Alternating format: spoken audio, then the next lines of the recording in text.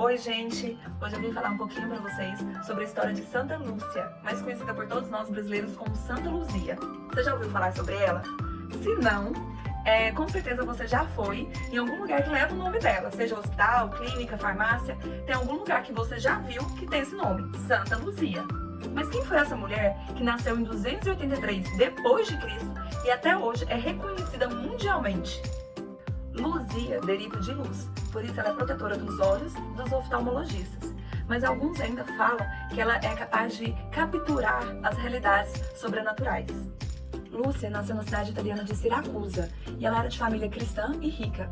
Seu pai morrera quando ela tinha apenas 5 anos, mas ele deixou bastante bens para a mãe e para a família. Lúcia, ainda jovem, se consagrou secretamente a Jesus e prometeu a ele a sua virgindade perpétua. Lúcia tinha uma mãe que chamava Eutíquia. Ela possuía um grave problema de hemorragia interna. Um dia, Lúcia resolveu peregrinar para a cidade de Catânia com sua mãe, porque lá estava o corpo de Santa Águeda, que já era muito famosa. Santa Águeda havia morrido por não se converter aos deuses romanos.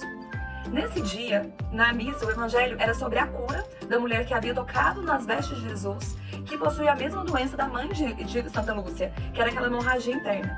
Nisso, Lúcia e a mãe dela oraram incessantemente para Santa Águeda interceder por elas para que a mãe fosse curada. A Lúcia dormiu. Quando Lúcia dormiu, Santa Águeda apareceu para ela em sonho e perguntou para ela: Lúcia, por que você está me pedindo algo que você mesmo pode conceder à sua mãe? Lúcia acordou, olhou para a mãe dela e falou assim: mãe, vamos embora, a senhora já está curada. E realmente, a mãe de Lúcia foi curada.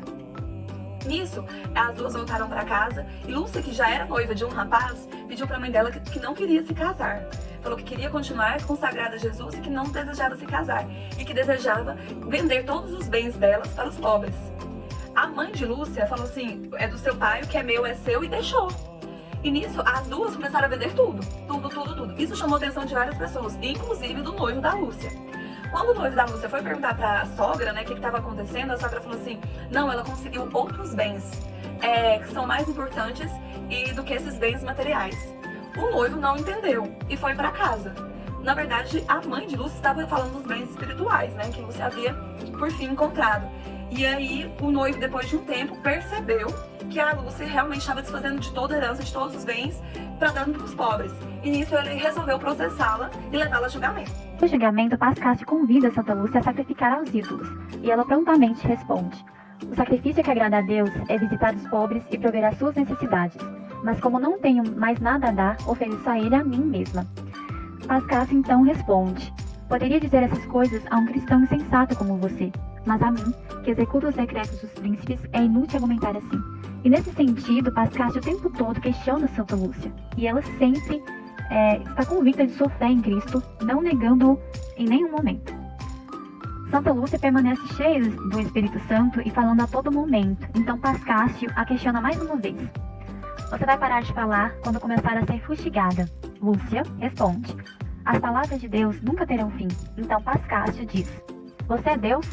Lúcia responde: eu sou escrava do Deus que disse. Quando estiverem em presença de reis e de juízes, não se preocupem com o que tenham a dizer. Não serão vocês a falar, pois o Espírito Santo falará por vocês. E aí ele diz: ora, então o Espírito Santo está em você? E ela responde: os que vivem em castidade são templos do Espírito Santo. Pascásio então diz que vai mandar homens violá-la para que ela perca o Espírito Santo.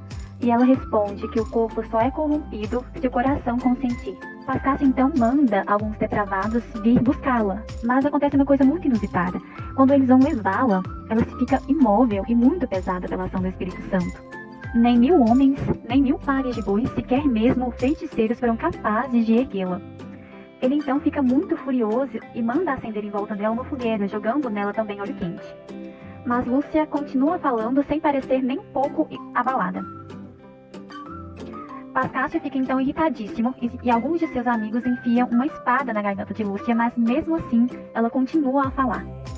Lúcia anunciava que a paz tinha sido restituída na igreja, e assim foi o seu martírio. Da mesma forma que sua irmã Ágata foi eleita protetora da cidade de Catânia, Lúcia foi eleita protetora da sua cidade, Siracusa. Lúcia então foi tirada do lugar que havia sofrido e só se rendeu à morte e ao espírito quando alguns sacerdotes que ali estavam deram a ela a hóstia sagrada, o corpo de Jesus Cristo. ela foi sepultada naquele mesmo lugar, construída naquele mesmo lugar a Catedral de Santa Luzia em sua homenagem. Seu martírio aconteceu no governo de Constantino e ela foi martirizada em 310 no tempo do Senhor. Santa Luzia é conhecida como protetora dos olhos. Por quê? Segundo uma antiga tradição oral, antes de sua morte teriam arrancado os olhos dela. Um fato curioso sobre Santa Luzia e seus fiéis é que ela foi enaltecida pela obra de A Divina Comédia do escritor Dante Alighieri. Seu corpo está guardado em uma catedral em Veneza e algumas de suas relíquias permanecem na sua catedral na cidade de Siracusa. Santa Luzia é conhecida pela vida que levou Jesus, luz do mundo, até as últimas consequências.